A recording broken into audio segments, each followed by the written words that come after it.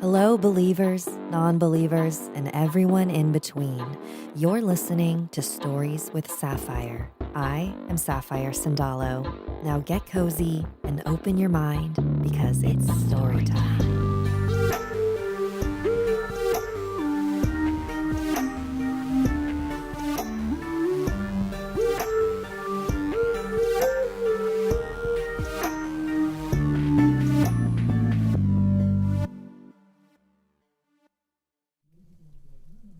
Hi everyone, happy Wednesday.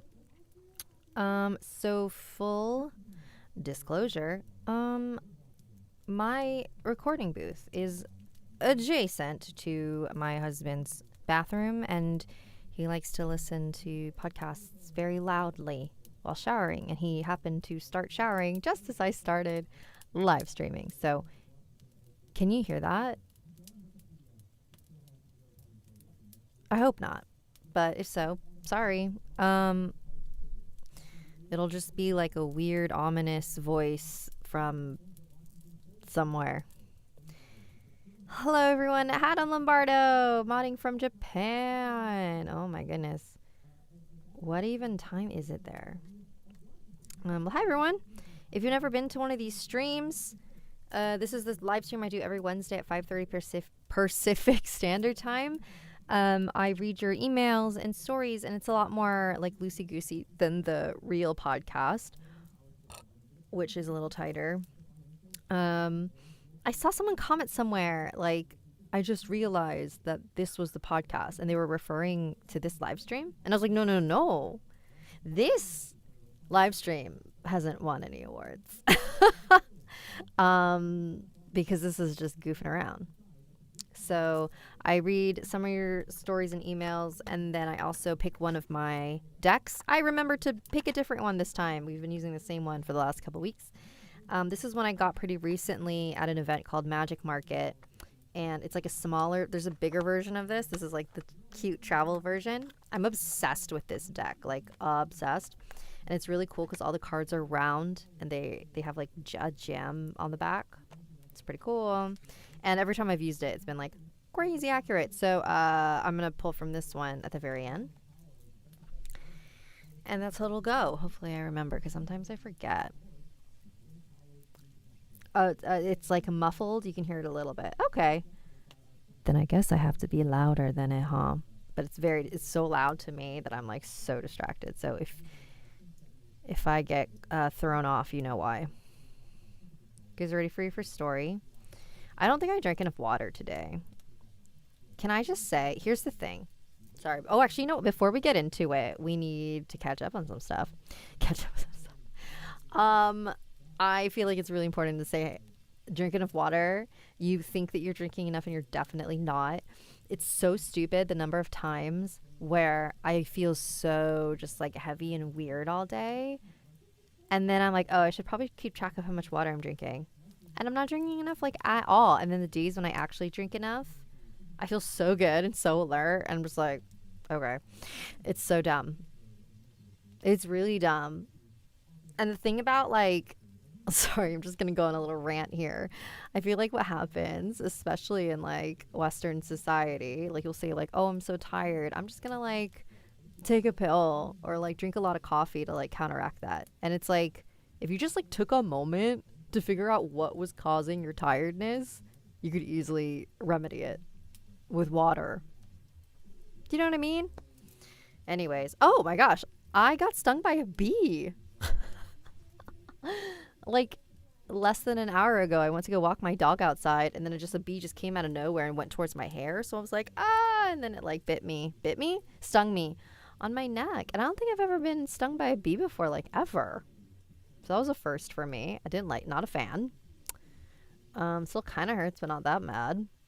And I was worried because I was like, oh my God, this is how we're going to find out if I'm allergic to bee stings or not. Luckily, I'm not.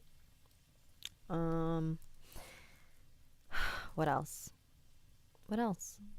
I know this isn't spooky related like at all, but I wanted to bring it up because it's funny to me. How many of you guys are familiar with Matt Rife? Because the rise and fall of Matt Rife is so unbelievably hilarious to watch. Because I remember when I first started following him, like I found him on TikTok and like his crowd work videos were really funny. And then I saw that he had like a special on YouTube. This was a while ago. And he was talking about how it's been so hard for him to like sell it. So he's just going to release it on YouTube. And I remember watching it. I watched only like a couple minutes and I was like, oh, this is not funny at all. This is bad. So then I just, wow. Okay. So what part of TikTok am I on? And what part of TikTok are you guys? Because Matt Rife is everywhere. And anyway, all you need to know is that he got really popular and rich the last year or so and has been trying to do stand-up comedy the last like 10, 15 years. And then he only like blew up recently because he like got hot and then posted crowd work videos on TikTok and then grew this like massive female audience. And then he sorry, no, LOL, you're on the violent side. So wait, where was I? Oh yeah, and then he grew this massive audience on TikTok of mostly like female audience members. And then I guess he just like wanted to alienate them because he doesn't like that he claims it's because no one will take him seriously, that he's hot, and he like just wants to be known as like funny, but he's like not funny in terms of like writing jokes. Like his crowd work's pretty funny. So it's like anyways why, oh, I didn't even bring, oh yeah, and then now he had a Netflix special, and like, you know, he has so many fans now, so they all watched it, and everyone's just on TikTok like, I could not get past the first minute or so because he makes a domestic violence joke. And it is so fun just watching his career just go blah, blah, blah, blah. And it's like, wow, interesting. This is a very like fascinating character internet study. Anyways, all right, guys, you ready for your first story? This one is called Paralyzed in Fear. It is submitted by Farida. And why is my thing not thinking? There it is.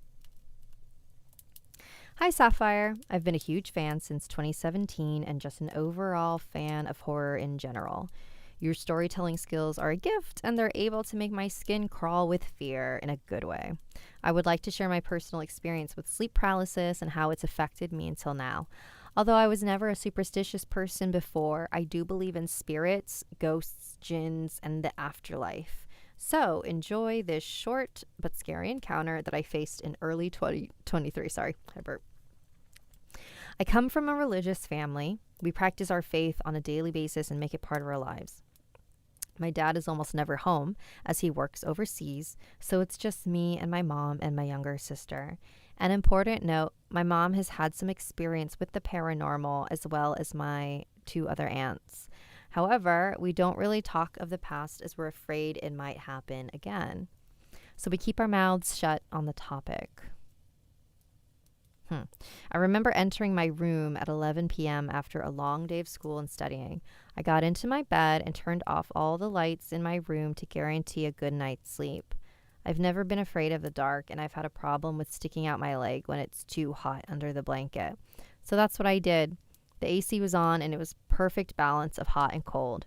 As I drifted off to sleep, I woke up feeling a tight and heavy weight on my chest. My eyes opened and I looked around the room, except my head was glued, stuck to my pillow. I tried moving my head from left to right, but there was no use. I began to panic as I also tried to move the rest of my limbs and my exposed leg. This can't be happening. I have heard countless stories about sleep paralysis, but I was never really convinced with the idea of being paralyzed in a dream while having a conscious mind. Yet I was having these symptoms.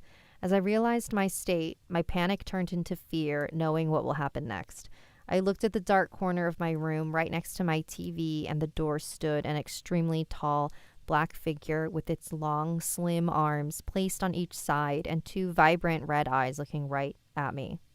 I laid still, just looking at the thing, feeling completely helpless and terrified. For some reason, I was still convinced that with a little force, I would be able to reach for my drawer and pull out my TV remote, but it was completely useless. I think the thing noticed my efforts and started approaching me very slowly. I closed my eyes as quickly as possible while repeating to myself, "This isn't real, this isn't real." To my pleasant surprise, I woke up, this time unparalyzed. I looked at the same corner where the thing stood before, to be relieved to find nothing. I let out a huge exhale, but I still felt something was off. I began to feel some weight on the left side of my bed, as if someone was sitting right next to me. My mind was telling me not to, but I proceeded to turn my head to see what was sitting so close to me. I was met again with the same vibrant red eyes just looking straight into my soul. And within a split second, it opened its large mouth and lunged towards my face. I woke up again, but this time I pinched myself to truly make sure I was real. My heart was pounding and my hands were shaking, yet I still managed to get my phone and Google sleep paralysis and started to read. It states that it only happens once or twice in a person's lifetime. I'm just waiting for it to happen again. Thank you for sharing that. I've never heard that sleep paralysis only happens once or twice. Because it definitely happens multiple times to a lot of people. So I don't know where you heard that, but thank you for sharing. Very, very spooky. Sorry, I'm catching up on the chat now. What? Is there anything? Bees are so silly.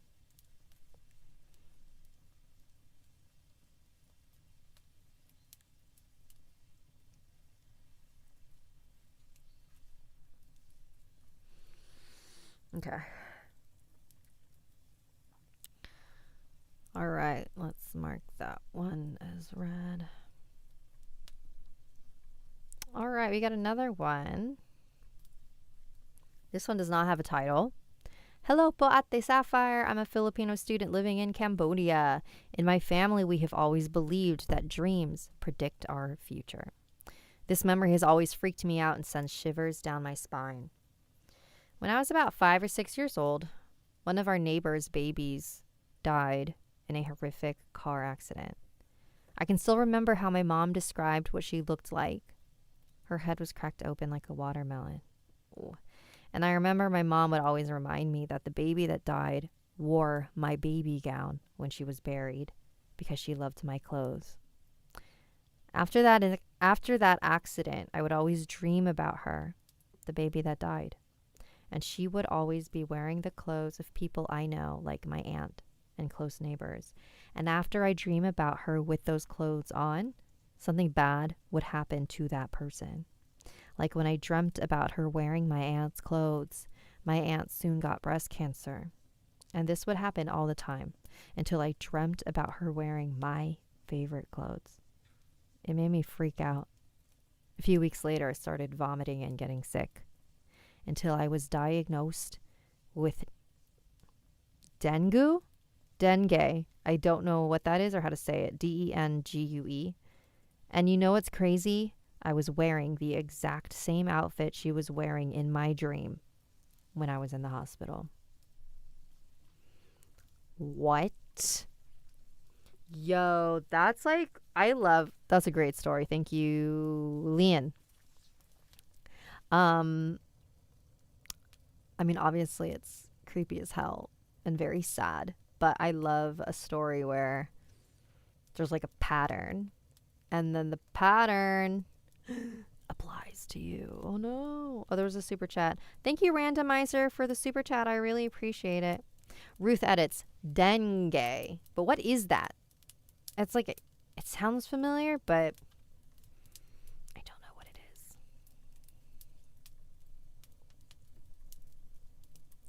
All right, we've got, let's see here. Let's do one more story and then we'll go into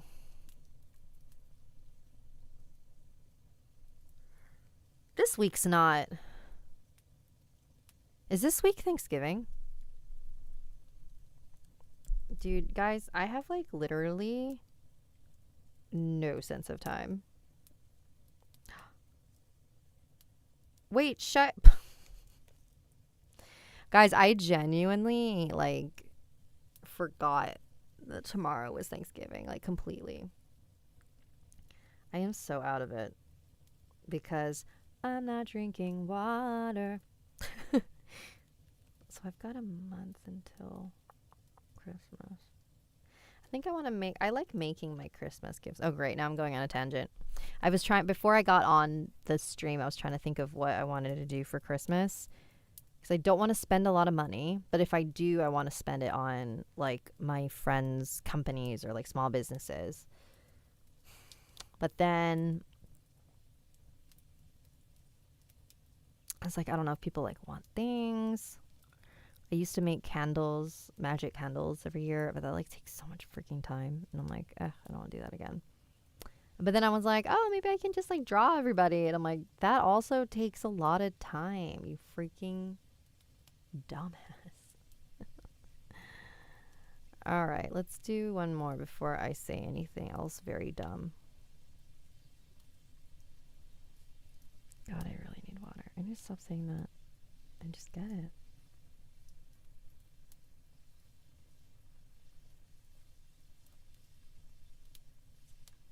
Nope, too long. Journal. You know, oh, okay, here's one. It's the subject is Native American urban legend. Okay, I'm hoping I don't mispronounce some words, so I apologize. I have a story about a Native American urban legend called the Mishipashu.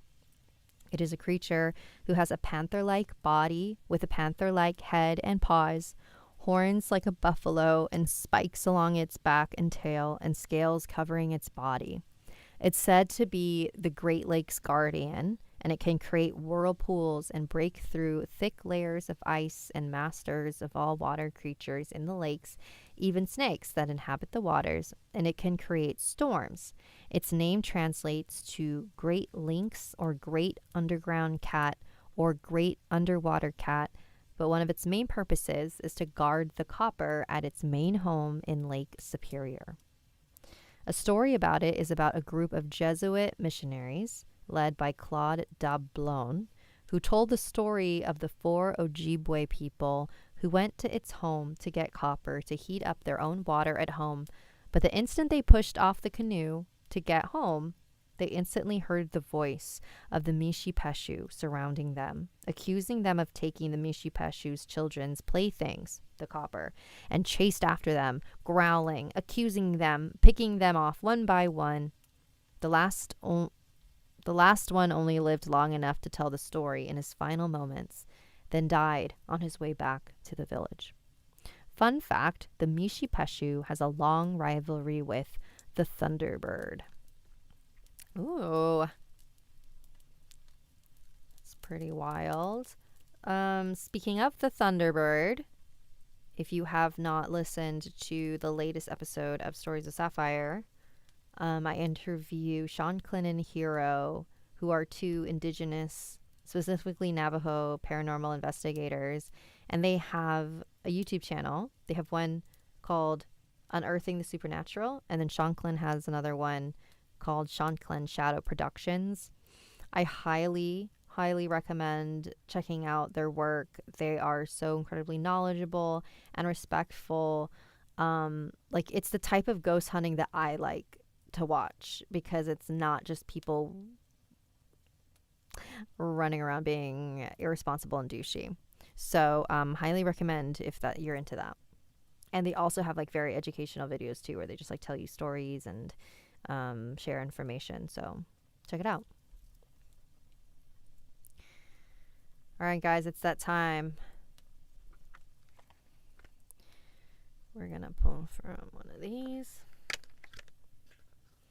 Look how cute these cards are. They're little gems. Oh! I usually like to let a card pop out, but I don't want to drop all of them. All right, this is our message for our Thanksgiving week. In Pokemon, the Thunderbird is Zapdos, who's also the best Pokemon. Okay, thanks, Adam. Oh, shit. There it is. That's the one. Oh, wow. Okay. This is the prayer. So the thing about these cards, it's like they're all just like very universal archetypal words. So whatever the prayer means to you, whatever that conjures for you, that's why it showed up. So whatever your relationship is with praying, maybe you need to pray more. Maybe you you said a prayer and you need confirmation that it was answered. That's it. But I would love to just read what the official like thing is. I don't have the little booklet thing. It didn't come with it, so I had to read it off my phone. So one second, let me read it to you, just in case it resonates with anyone. But I do. These are still pretty new to me, so I don't know all of them.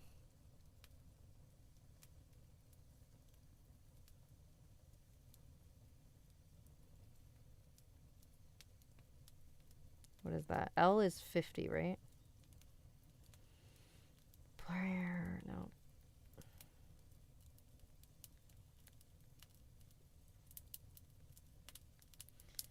It's place. Womb, storm, fault line. Flame, tear, riddle, vow, vision, gem, ring. Where are you, prayer? Where are you, prayer? Why can't I find you? Here we go. The prayer, the worship, the reverence, the homage. Homage? What is prayer? When are we in a state of prayer and when are we not? To whom or what do we pray? Archetypally, the practice of prayer has been with us since the dawn of time as a remedy for the omnipresent, self-centered thinking that spins us toward illusion. Prayer leads us beyond our ego as we move from our little story to the big one. Some say we are in a state of prayer anytime we are not the center of our own thoughts. Others say prayer is a natural result of gratitude. Perhaps it is simply surrender or service. Whatever prayer is for you. This card reminds us of its importance.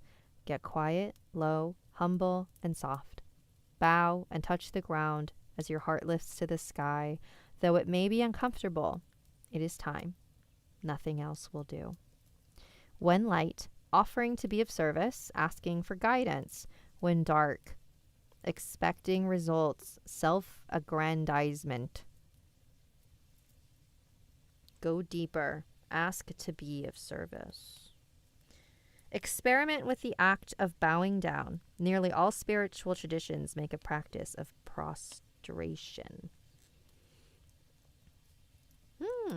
That's kind of cool.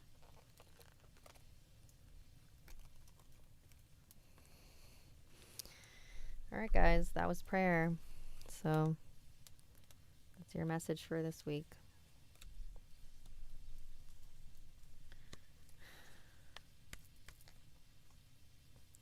Coops, arts, and more. Is it weird to believe in God and tarot? No, I guess it depends on like your definition of God. I guess, I don't know. I have very strong opinions about this because especially when it comes to Christianity and Catholicism, they don't like to promote forms of divination because you're supposed to, like, the way they see it, it's like no one's supposed to know the future. You're supposed to trust in God's will. And if you seek out tarot or psychics or people who claim they can see the future, that's basically like the Garden of Eden story, like the tree of knowledge. It's like forbidden. And I think that's like dumb. I think that's dumb for multiple reasons, because like that's actually not really what divination is. Divination is not, when it's done correctly and for the right reasons, divination is actually not about seeing the future. It's about knowing who you are now so that you can create the future that you want. It never really was about the future. Because if you think about it, if I told you like, yo, you're going to die tomorrow, how would that affect your life today, right? You would be like, oh shit, okay, there's a lot of things that I need to do before that happens. And then you change your life. But if I was like, hey, everything's going to work out and you're going to get that job you want, like, is that going to make you just feel better? Or, you know what I mean? But yeah, I don't know. I have very strong feelings about it. I think that they should be able to coexist, because they don't really, I don't think they contradict each other, but I'm also no longer a practicing Catholic, so whatever I say is probably heresy. But yeah, I don't know. For me, I mean, just like with the history of the Catholic Church and their like rules, I do think like there's probably some very unrelated reason why they banned it too. I mean, apparently, I could be wrong. I just remember someone recently telling me this, that like the reason why priests can't get married is because they wanted all of the money to like stay within the church. And if priests had gotten married, it's like they would be spending that money on their own families as opposed to pouring it back into the church. The church is their family. So maybe there's a reason like that where they're like, oh, we don't want people knowing that like they can actually like tap into their own intuitions and they don't need to seek out priests for advice. They don't need to go to church because they're getting their information from, they're getting their healing from other sources. You know, that's also probably a thing. Adam, thanks for the super chat. It depends on what part of the Bible you're reading. It's wildly inconsistent and it's full of contradictions. Oh, I bet.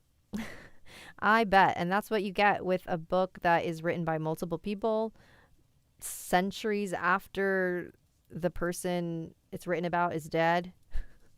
And also like there's missing chapters. There's like it's a whole thing. So I'm just like, I don't know. It's totally fine to just like use what works, leave what doesn't. That's always been the way I functioned. All right, guys, that's the end of the stream. It became a little bit heavy at the end. I'm so sorry. Well, thanks for hanging out. I hope everyone has a good holiday. If you don't have any plans, and I hope whatever you end up doing this week I hope you still have a good week, no matter what you end up doing. It is also Native American Heritage Month. So, I think, yeah, instead of, oh, no. I'm getting confused about things. But yeah, read about the history of Thanksgiving and how it was a massacre and not at all the nice, pleasant dinner we've all grown up to think it was. All right, everyone. Have a good rest of your week. And I'll